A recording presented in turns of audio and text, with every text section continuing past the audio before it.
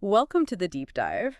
Today, we're going way back in time Oh, yeah. to ancient Mesopotamia to explore the Sumerians. Hmm.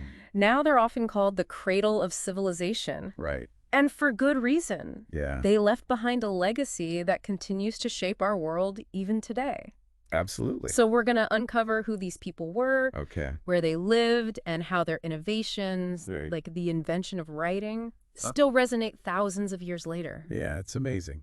Get ready for some mind-bending facts It's going to be good. about a culture that thrived over 5,000 years ago. Yeah, what's particularly intriguing about the Sumerians is that their origins Yeah. are shrouded in mystery. Really? Yeah, we can trace their presence in Mesopotamia Okay. back to around 3500 BCE, Wow. but there's no definitive answer Hmm. to where they came from before that. So it's like trying to solve a historical jigsaw puzzle Yeah. with some missing pieces. Exactly. Do we have any clues at all about their origins? We do have some theories. Okay. Some scholars suggest a migration from regions like Anatolia or the Iranian Plateau. Okay. Others propose a more gradual development Mm-hmm. from earlier cultures within Mesopotamia itself. Okay.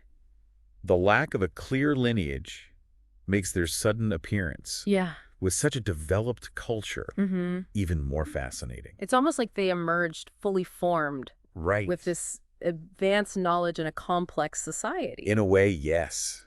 Wow. And this complex society flourished for centuries, leaving an indelible mark on history. Mm-hmm. But to truly understand their achievements, Okay. we need to look at the environment they inhabited. Right. Picture the Fertile Crescent, Okay. a region nestled between the Tigris and Euphrates rivers. Oh, wow. This is where the Sumerian civilization blossomed. So these rivers were essential to their development. Absolutely. Okay. The Tigris and Euphrates provided the lifeblood for Sumerian society. Hmm. Their annual floods, while unpredictable Yeah. and sometimes destructive, Right. deposited rich silt onto the land, Okay. making it incredibly fertile. Interesting. This abundance allowed for the development of agriculture Uh-huh. and the transition from nomadic life Right. to settled farming communities. That makes sense. Yeah. But I imagine harnessing these powerful rivers Oh, must have been quite a challenge. indeed. Yeah. They had to develop ingenious irrigation systems, Okay. canals and levees Mm-hmm. to manage the water and prevent those devastating floods. Wow. Think of it as a constant push and pull between man and nature, Interesting. driving them to find solutions and adapt Mm-hmm. to their unique circumstances. So they were essentially forced to become master engineers and organizers Right. just to survive. Pretty much. That's incredible. Yeah? And this all led to the development of those impressive Sumerian cities Exactly. we've heard so much about. Precisely unlike later empires, Okay. Sumer wasn't a unified kingdom, Oh, but a collection of independent city-states. Think of them as mini-countries, wow. each with its own ruler laws Uh, and even patron god, really? all vying for power and resources.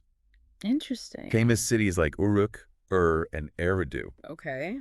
emerged as centers of government trade Mm-hmm. and religious life. It's mind-boggling to think of bustling city life Yeah, with all its complexities Yeah. happening thousands of years ago. it's amazing. Did these cities have any defining features? Yeah. Anything that set them apart? One striking feature was the ziggurat, Okay. a massive stepped pyramid Wow. found in the heart of each city. Okay. Dedicated to the city's patron deity, Mm-hmm. it served as a temple, an administrative center, Uh-huh. and a symbol of the city's power Okay. and religious devotion. Wow. Imagine these towering structures dominating the skyline, Yeah.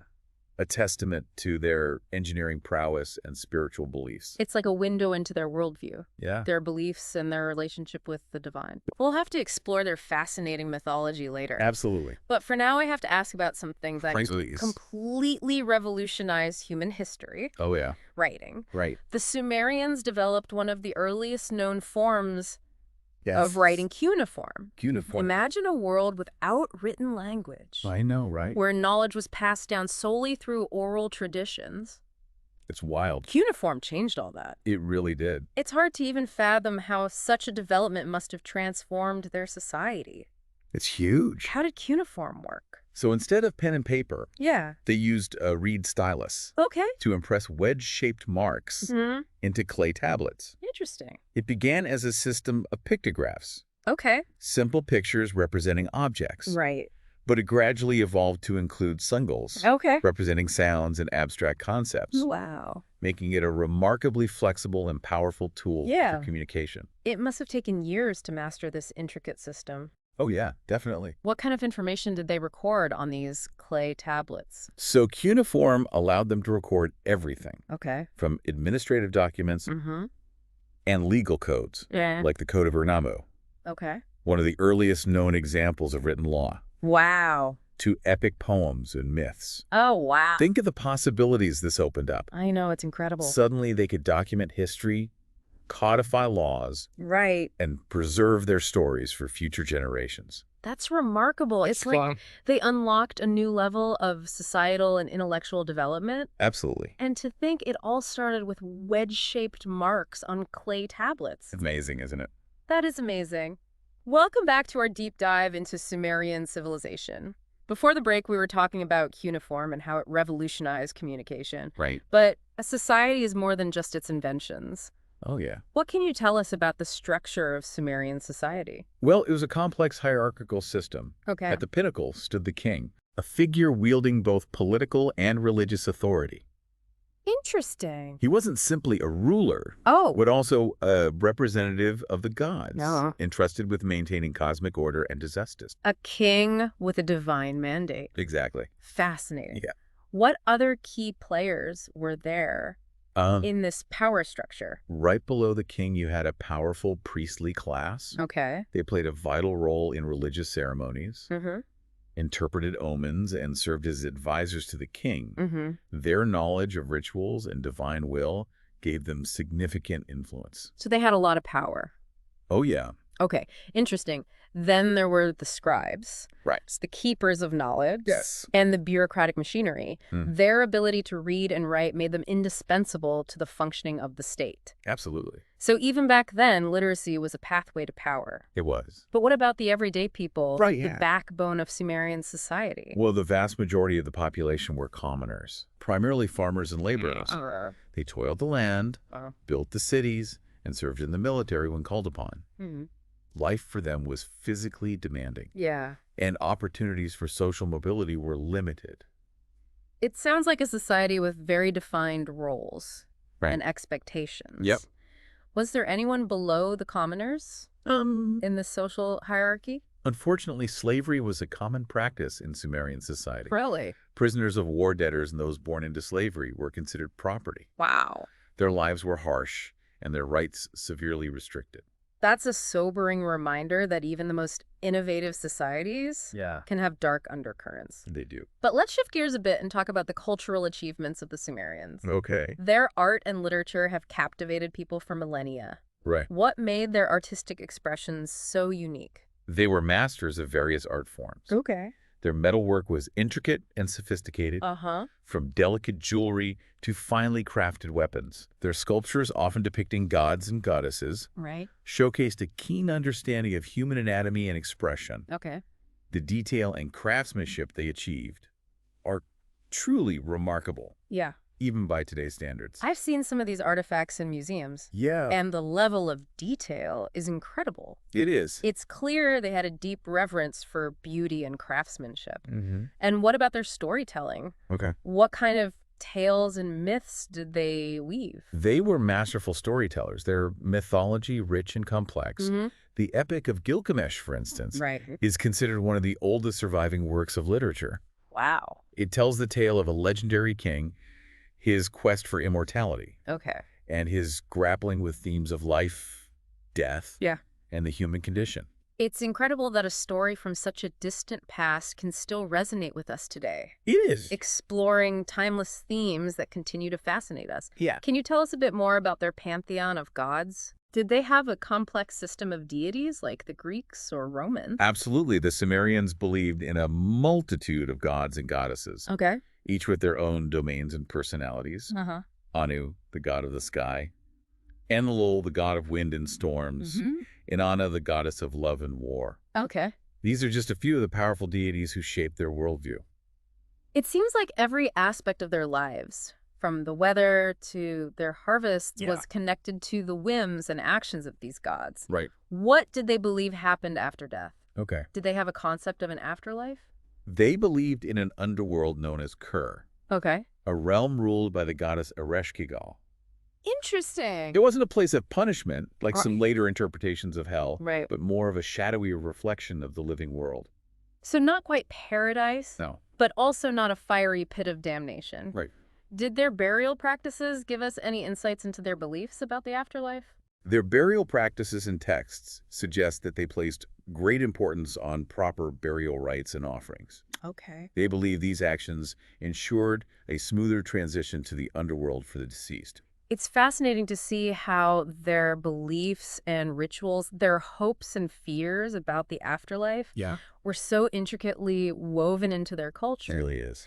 But sadly, even the greatest civilizations eventually decline. That's true. What factors led to the fall of the Sumerian city-states? Well, it wasn't a single catastrophic event, Okay. but a confluence of factors. Mm, Internal conflicts between city-states weakened them, right. making them vulnerable to external pressures. Yeah.